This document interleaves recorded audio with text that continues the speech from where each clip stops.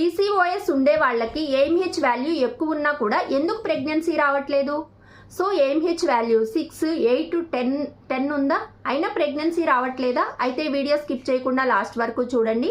So చాలా మంది AMH value ఎక్కువ ఉంది అనగానే ప్రెగ్నెన్సీ వచ్చే ఛాన్సెస్ కూడా ఎక్కువ ఉన్నాయి అనుకుంటారు. కానీ పీసీఓఎస్ ఉండే వాళ్ళల్లో చాలా మందిలో ఏఎంహెచ్ వాల్యూ అనేది ఎక్కువ ఉంటుంది. సో ఎన్నో నెలలు, సంవత్సరాలు ట్రై చేసినా కూడా ప్రెగ్నెన్సీ రావడం కష్టమైపోతుంది. ఇక్కడ ప్రాబ్లం ఎగ్ క్వాంటిటీ గురించి కాదు, అసలు ఎగ్ అనేది రిలీజ్ అవ్వకపోవడమే ప్రాబ్లం.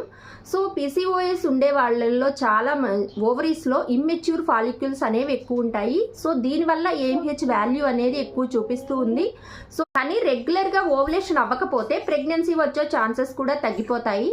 సో మీకు కూడా పీసీఓఎస్ ఉందా? ఏఎంహెచ్ వాల్యూ ఎక్కువ ఉందా? అయితే కింద కామెంట్ సెక్షన్లో పీసీఓఎస్ అని కామెంట్ చేయండి. నేను మీకు free PCOS fertility recovery guide అనేది సెండ్ చేస్తాను.